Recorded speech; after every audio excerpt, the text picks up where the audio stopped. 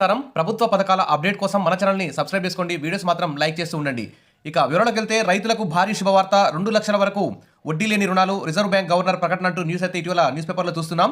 మరి రైతులకు ఎంత చేసినా తక్కువే. ఎందుకంటే మనకు అన్నం పెట్టేది రైతన్న కాబట్టి రైతులకు సంబంధించిన రైతుకు ఉపయోగపడే వివిధ పనిముట్లకు సంబంధించిన కానీ ప్రతి వస్తువు మీద జీఎస్టీ కూడా మినహాయించాలి. రైతులకి మరి మందులు కూడా ఎరువులు కూడా సబ్సిడీ మీద తక్కువ ధరకు ఇచ్చే విధంగా మరి కేంద్ర రాష్ట్ర ప్రభుత్వాలు అయితే చర్యలు తీసుకోవాలి. అప్పుడే రైతులకు శుభవార్త చెప్పినట్లు అవుతుంది. ఇప్పుడు రైతులకు భారీ శుభవార్త. 2 లక్షల వరకు వడ్డీ లేని రుణాలు, తనఖా లేకుండా రుణాలు ఇస్తామని చెప్పేసి రిజర్వ్ బ్యాంక్ అయితే ప్రకటన చేసింది. కానీ ఇది సరిపోదు.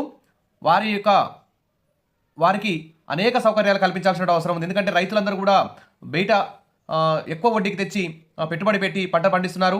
ఆ పంట పండిన తర్వాత రైతులకు ఎలాంటి పంట అమ్మేటప్పుడు వాళ్ళు ధర నిర్ణయించలేకపోతున్నారు. అతి తక్కువ ధరలకి నష్టానికి అమ్ముకోవాల్సి వస్తుంది. ఇక వాతావరణ పరిస్థితుల్లో అననుకూలత వల్ల మరి ఒకసారి తీరా పంట చేరుకొచ్చే సమయంలోనే వర్షాలు రావడం, ఆ పంట మొత్తం వర్షార్పణం కావడం, ఇలాంటి సమస్యల వల్ల రైతులందరికీ ఇక చావే శరణ్యంగా కనిపిస్తుంది. కాబట్టి కేంద్ర రాష్ట్ర ప్రభుత్వాలు మరి రైతులను ఆదుకోవాల్సిన అవసరం ఎంతైనా ఉంది. ఇక్కడ చూస్తే చాలా చిన్న ఒక పథకాన్ని చూయించి ఇది రైతులకు గుడ్ న్యూస్ అని చెప్పడం ఆశాస్పదంగా ఉంది. కాబట్టి ఇక్కడ చూడండి, తనఖా రహిత రుణ పరిమితి 2 లక్షలకు పెంపు. రైతులకు ఆర్బీఐ శుభవార్త. చిన్న సన్నకారు రైతులకు రిజర్వ్ బ్యాంక్ తీపి కబురు అందించింది. ఎలాంటి తనఖా లేకుండా 2 లక్షల వరకు రుణాన్ని బ్యాంకులు ఇస్తాయని చెప్పేసి ప్రకటించింది. పెరిగిన పెట్టుబడి ఖర్చులు, ద్రవ్యోల్బణాన్ని దృష్టిలో ఉంచుకొని రుణ పరిమితిని సవరించినట్టు తెలిపింది. బ్యాంకుల వద్ద ఎటువంటి తనఖా లేకుండా రైతులు ఇప్పటి వరకు 1,60,000 వరకు రుణాలు పొందే అవకాశం ఉంది. దీనిని ఇప్పుడు 2 లక్షలకు పెంచింది. 2010 వరకు రైతుల రుణ పరిమితి 1,00,000 వరకే ఉండగా దానిని 2019లో 1,60,000కు పెంచారు. తాజాగా పెంచిన రుణ పరిమితి వల్ల చిన్న సన్నకారు రైతులు లబ్ధి పొందుతారని reserve bank governor Shaktikanta Das చెప్పారు. రుణ పరిమితి పెంపుపై త్వరలోనే బ్యాంకులకు సర్క్యులర్ జారీ చేస్తామని చెప్పారు.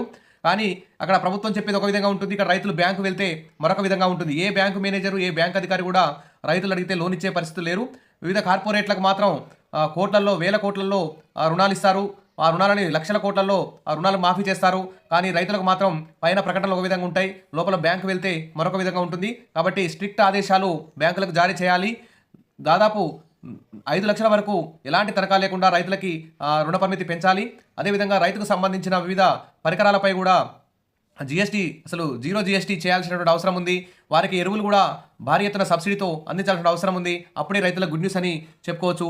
ఇక పంటకు కూడా బోనస్ ఇవన్నీ అవసరం లేదు.